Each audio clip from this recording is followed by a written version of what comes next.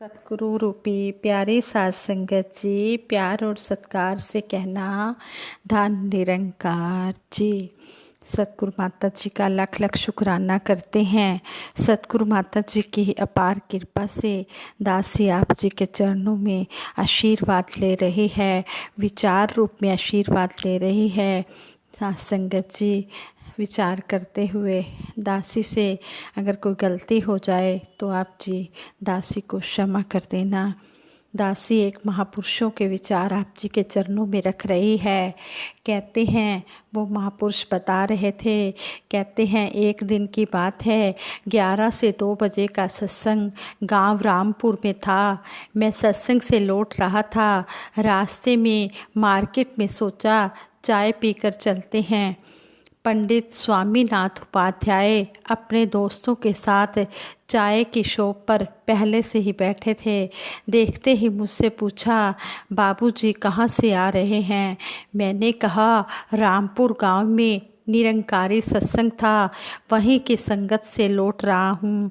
लोगों ने एक दूसरे की तरफ देखा और हंसने लगे। एक ने कहा, एक दूसरे के पैर छूने वाला, दुनिया भर के समाज के दलित और पिछड़े वर्ग के लोग वहाँ पर इकट्ठे होते हैं और एक दूसरे के पैर छूते हैं, गाना बजाना होता है। भला संसार में कहीं कभी ऐसा भी मिशन था? एक सज्जन ने कहा, अरे सब मज़ा लेने जाते हैं, जो मन में आया कहने लगे और हंसने लगे। एक ने कहा, एक पल में भगवान दिखलाते हैं, बताइए जिसके लिए कोटि कोटि मुनि जतन कराही, अंतराम कहीं आवत नाही।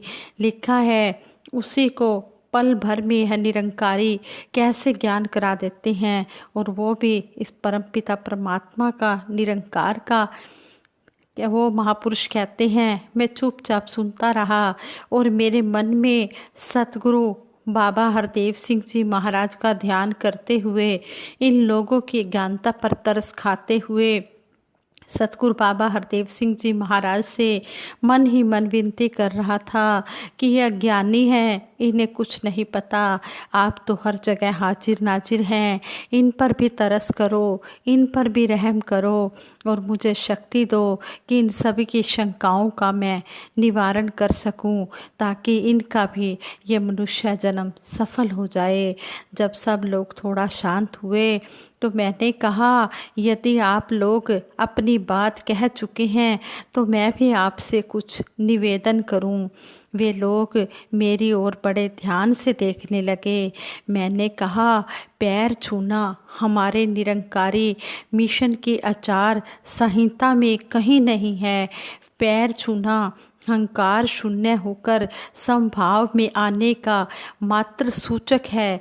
रास्ते में यदि कोई कम उम्र जाति पद वाला अपने बड़े से नमस्कार ना करे तो बड़ी जाति पद और उम्र वाले आदमी को गुस्सा भी आ जाता है। साधारण बात में अगर कहा जाए कि यदि किसी को आपकी जगह तुम कह दिया जाए तो अहंकार व सम्मान को बड़ा धक्का लगता है। यही मान प्रतिष्ठा है कि जिसकी प्राप्ति में लोग एक दूसरे के खून के प्यासे भी हो जाते हैं। सच पूछिए तो यह अहंकार ही मनुष्य का सबसे बड़ा शत्रु है। खासकर यह उन लोगों के लिए है जो इस शरीर को, इस जीवन को, इस संसार को ही सत्य समझते हैं, शाश्वत समझते हैं। निरंकारी मिशन का आदमी जब बोध को प्राप्त हो जाता है, जब उसे ये जानकारी हो जाती है कि मैं शरीर रचना में समान हूँ, आत्मा इस प्रभु परमात्मा का अंश है, मन बुद्धि अहंकार के कारण इसमें भेद है। भाव यह है कि निरंकारी संत महात्मा निरंकार को प्रणाम, संत प्रणाम परमात्मा को करता है। जो निरंकारी संत महात्मा होते हैं, ये इस निरंकार को नमस्कार करते हैं, जो हम एक दूसरे के पैर छूते हैं, ये हम इस निरंकार के पैर छू रहे होते हैं, क्योंकि हर घट में ये इसी का अंश आत्मा विराजमान है।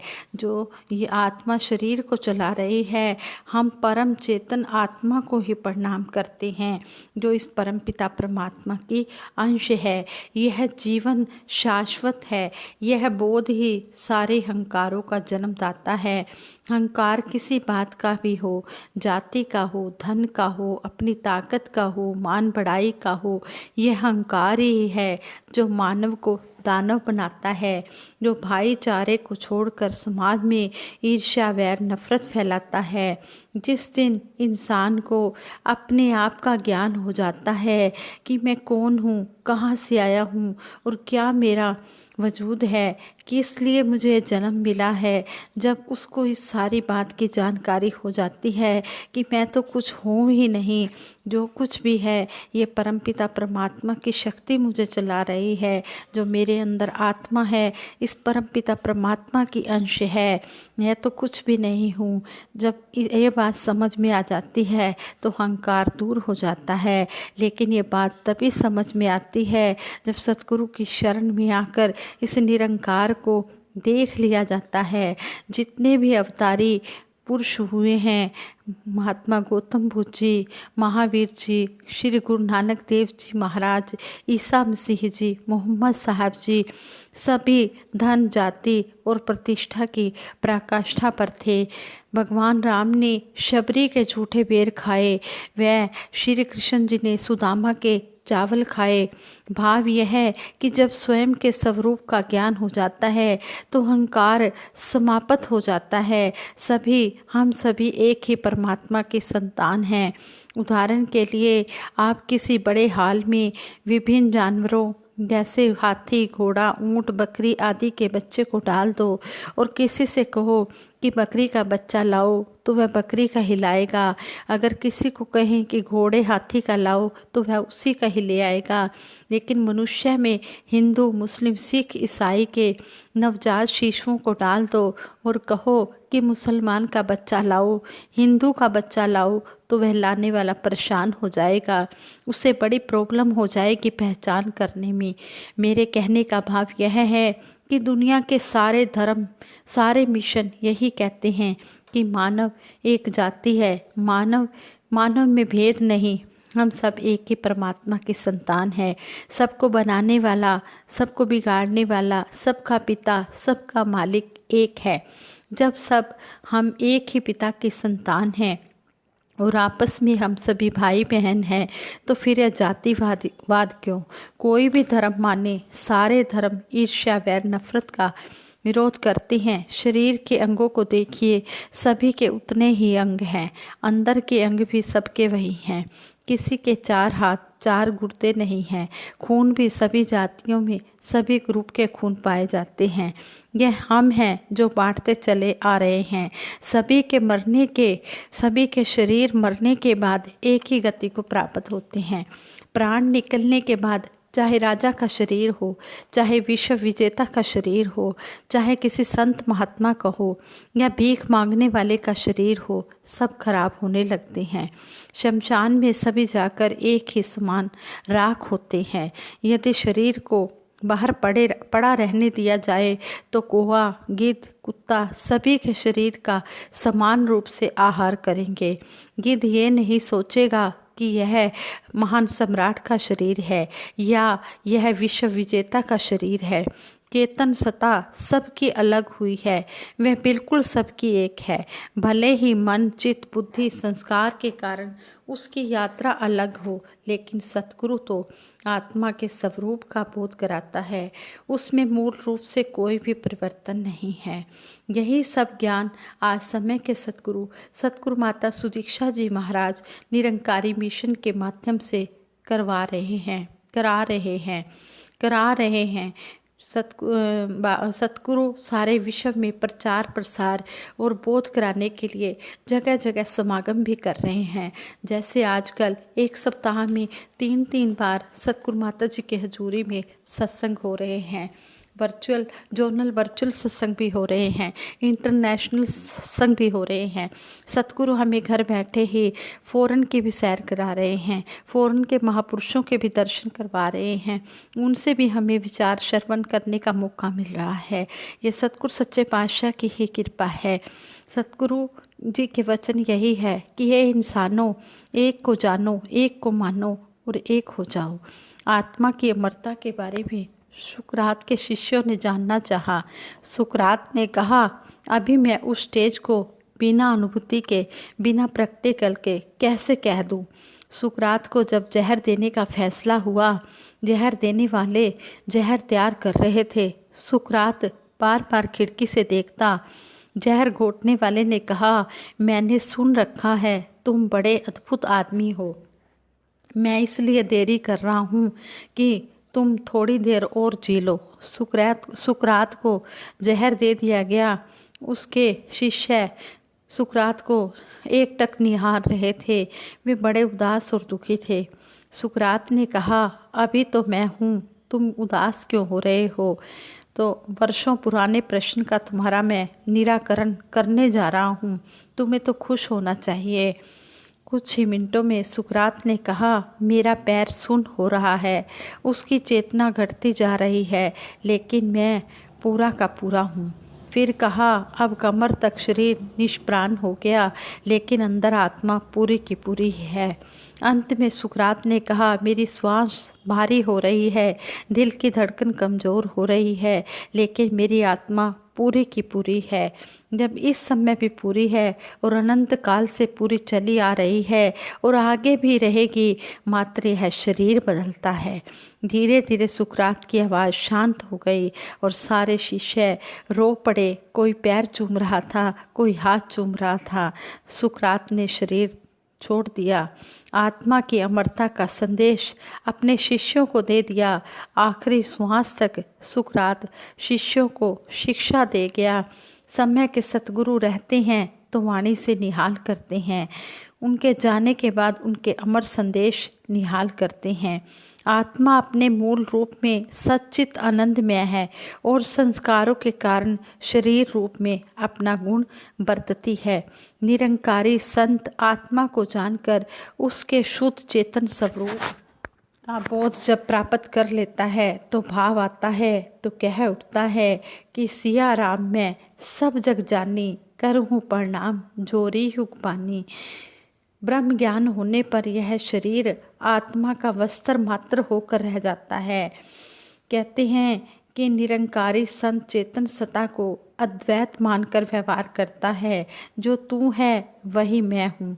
जैसे कुएं पर 20 छोटे बड़े घड़े रख दिए जाएं और सब में उसी कुएं का पानी भर दिया जाए और सब घड़े अपने को अलग अलग स्थिति वाले बोध कर लें, क्योंकि जल भरे घड़े की पूर्णता जल से ही सिद्ध होती है और पानी से भरे घड़े अपने अपने अहंकार में आ जाएं तो कुएं को भी हंसी आएगी और मिट्टी को भी हंसी आएगी। हम मूलतः एक ही मिट्टी से बने हैं, एक ही कुएं का जल सब में है। जब सब में जल तो एक है, लेकिन चाहे घड़ा छोटा है या बड़ा है, इससे कोई फर्क नहीं पड़ता, क्योंकि मिट्टी भी एक है और जल भी एक है। और दूसरे शब्दों में अगर कहा जाए, जिस तरह एक सोना होता है, सोने के हम कई प्रकार के गहने बनवा लेते हैं। अगर अंगूठी कहे कि मैं महान हूँ, कंगन कहे कि मुझसे बड़ा कोई नहीं, गले का मंगलसूत्र अपने अहंकार में आ जाए, एक ही कहते हैं कि इसी तरह इन गहनों को क्या हो गया, ये सारे गहने मेरे ही विभिन्न अंगों पर है। गहने बने तो एक सोने से ही हैं, अगर सोना ना होता तो ये गहने कैसे बनते।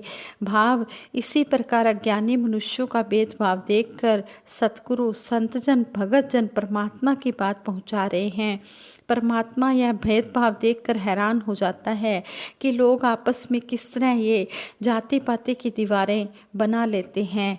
इसी को शहंशाह जी ने संपूर्ण अवतार बाणी में भी शब्द नंबर 303 में कहा है, किसे दे पिंडे उत्ते लोगों जात दा कोई निशान नहीं, किसे नु छोटा वड्डा करके कलिया कोई भगवान नहीं। किसी के भी शरीर पर कोई जाति पाति का निशान नहीं है और ना ही परमात्मा ने किसी को छोटा बड़ा बनाकर भेजा है। संत सभी शरीरों में घटों में एक ही परमात्मा का वास जानकर एक ही भाव के रूप में ही समर्पित होता है, प्रणाम करता है, चरण धूलि लेता है। निरंकारी संत जानते हैं कि हम शरीर से एक और आत्मा से भी एक हैं। भले देखने में अलग शरीर से खड़े हैं, परंतु हम एक ही हैं और इसी एक को ही घट में देखकर प्रणाम करता है और चरण धूलि लेता है। इस तरह हमें दूसरे प्रण में भी बताया गया है कि हमने वर्ण जाति का अभिमान नहीं करना कि तेरी जाति ऊंची है, मेरी जाति नीची है, या मेरी जाति ऊंची है, तेरी जाति नीची है। इन बातों का भेदभाव सतगुरु ने बिल्कुल ख़त्म कर दिया। संत निरंकारी मिशन में जब भी ब्रह्म ज्ञान दिया जाता है तो पहले ये 5 प्रण ही लिए जाते हैं। अगर हम इन 5 प्रणों पर पूर्ण चल रहे हैं फिर हमारे पास ज्ञान, ब्रह्म ज्ञान है। और अगर हम इन प्रणों पर पूरे नहीं चल रहे तो हमें ब्रह्म ज्ञान की समझ ही नहीं आई, फिर हम खाली के खाली हैं। दूसरे प्रण में यही समझाया गया है कि हमने जाति वर्ण का अभिमान नहीं करना।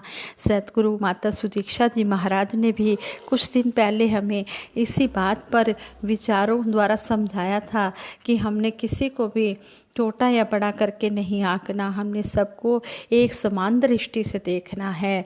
वर्ण जात कोई बनाई ही नहीं है, वर्ण जात को एक तरफ रखकर हमने इंसानियत होकर इंसान बनकर जीना है। शहनशाह जी ने पूर्ण अवतार बाणी में भी कहा है, अल्लाह ईश्वर गॉड वाहेगुरु ऐसे दे हंसारे नाम, राम मोहम्मद नानक ईसा एक तो एक प्यारे नाम, निरंकार इस समय दा ना है, ऐ भी कोई पुकारे नाम, बिन वेखे बिन जाने ए पर कामना ओण उचारे नाम, पहलो दर्शन मगरो प्रीति फेर भावे कोई जाप करे, कहे अवतार बिना रब वेखे जाप नहीं विलाप करे। आज संगत जी जितनी भी जल्दी हो सके निरंकारी मिशन में जाकर सही ज्ञान प्राप्त करके भक्ति की जाए। अभी तक भ्रम और धोखा था तो हम जल की काई ही देख रहे थे, क्या पता नहीं था कि नीचे स्वच्छ जल भरा है। जन्म सब धोखे में बीत गयो, बड़ी कृपा की सतगुरु सच्चे पातशाह ने हम सब पर हम सब की आंखें खोल दी हैं। चाहे अल्लाह कह लो, ईश्वर कह लो, गॉड कह लो, वाहेगुरु कह लो, ये एक ही परमपिता परमात्मा के नाम हैं।